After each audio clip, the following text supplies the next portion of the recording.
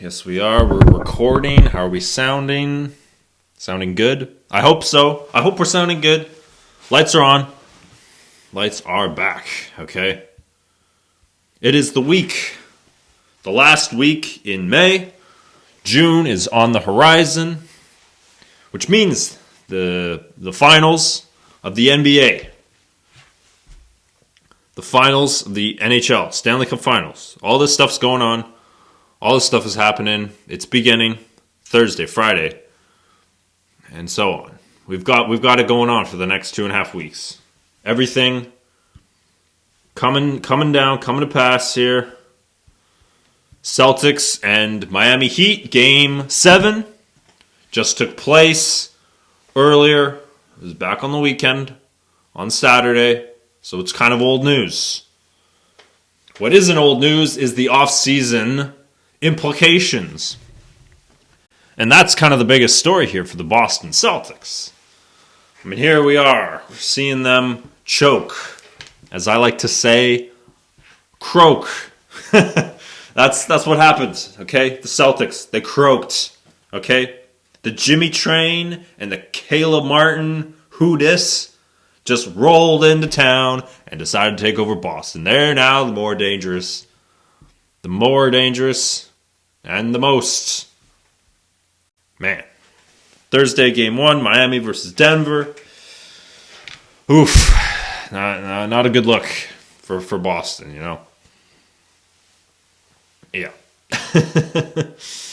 Yeah, I mean, everybody wants Jaylen Brown's blood after the Celtics as a team imploded on themselves.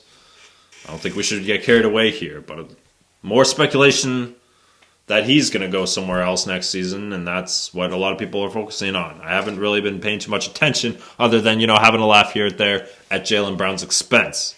I imagine it was the 8 turnovers that helped out a lot. Other than him and the entire team just being completely anemic in Game 7, they weren't really able to get anything done.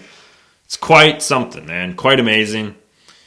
But yeah, let's just be honest here. Their entire comeback attempt is marred by the idea that the only way that being down 3-0 in the series can actually be vindicated is by coming out on that Game 7 and coming in and taking the win on home court.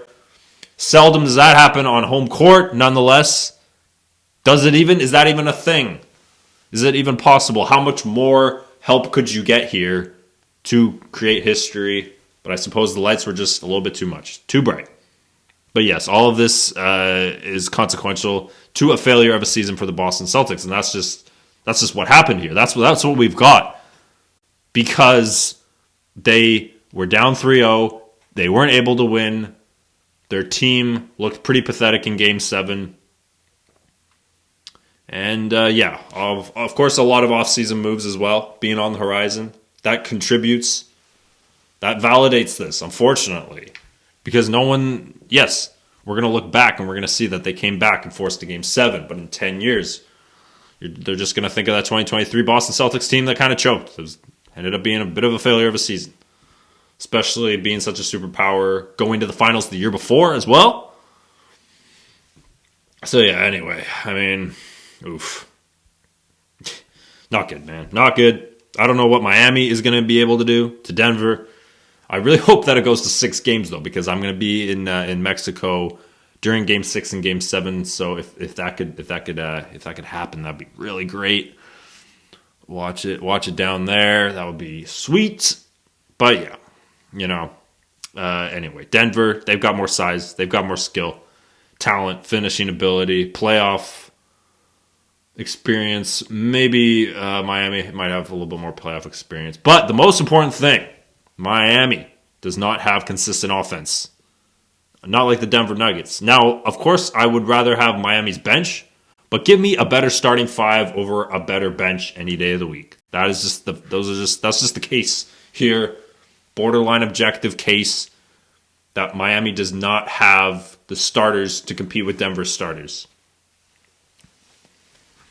So yeah, I do want to see Kevin Love and Tyler Hero make some positive contributions here. We know that Tyler's coming back and he's going to get minutes, he's going to get playing time.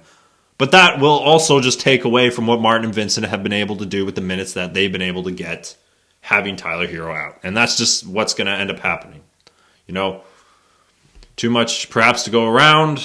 Maybe that's why we're seeing Kevin Love maybe not as present in the Boston series, because maybe we saw more Horford than Williams.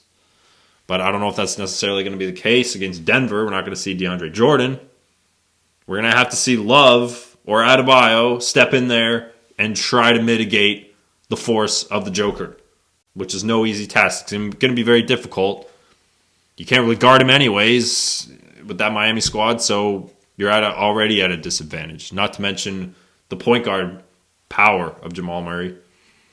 But anyway, we can go up and down and compare, but I'm not going to. So yeah, anyway, we got Miami and Denver starting shortly, getting going. Going to be enjoying that. And baseball still going on. Aaron Judge, man. I don't know what it is about MLB's YouTube channel, but they only post individual highlight clips of Ohtani and Judge, and that's it. It's kind of like the only two players. But, of course, to MLB and their justifications for that is because people want to know, people want to tune in, they want to see these guys perform, they want to see the stars do their thing, explode onto the scene. And, both of those guys are human. Highlight reels, but man, with Judge coming back to MVP form, looking more and more like the MVP like he was last year. And, the Yankees are rolling. The Angels trying to find their groove, trying to figure things out as usual. We can talk about how much, better of a batter and a defender Judge is, and how much, good as a batter and how exceptional as a pitcher Ohtani is. But I just think that the only thing that really matters between these two guys is that the Yankees are winning and the Angels are not. And that is not up for discussion because the Angels haven't been able to make the playoffs in a while now. And Ohtani has been the center of attention there for a few years now. And Judge and the Yankees have gone to the playoffs every year.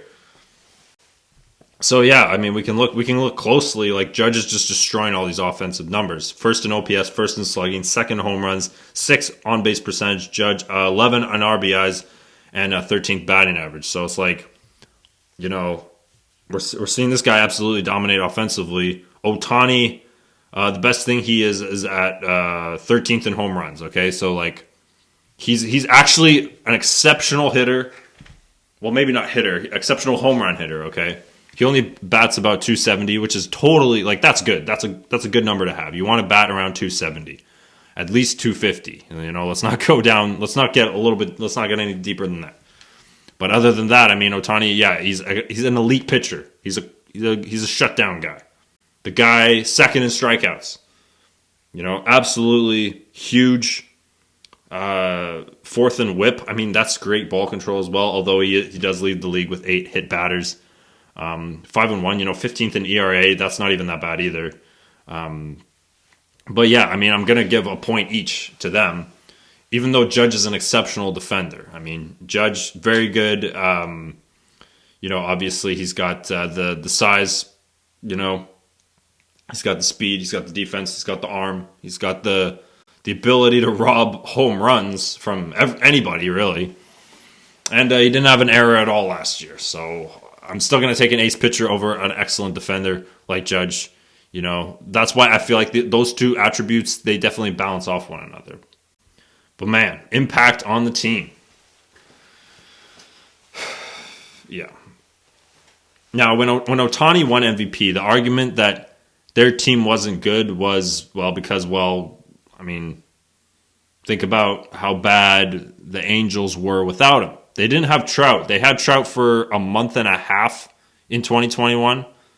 And then Ohtani did as much as he could, and he won MVP. He had 46 home runs, 100 RBIs, and pretty solid pitcher as well that year. I think he definitely got better last season as well, at least finishing as one of the top 10 pitchers. But anyway, Ohtani did a lot, and he did as much as he could. But that year, the Angels did not do a whole lot. They were 77 and 85.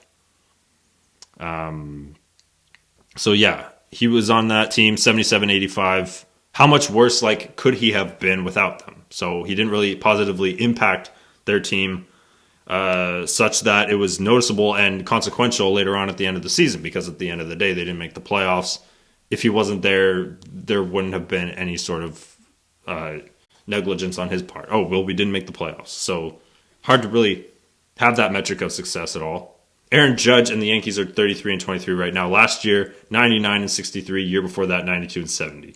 And they make the playoffs every year. So it's like that impact, hard to gauge when, but I just think that Judge and the Yankees have had more success, and that has to come even just last year, the way that he put his team on his back. If Ohtani did that, it would have helped the Angels. I would have recognized that, making a playoff push, getting into the playoffs. That would have been a lot more important. But anyway, yeah. So yeah, we're checking in. See how things go. But definitely, within the week, I'll get as much done as I can, and we're gonna be rolling along here. Plenty to get into before the summer starts.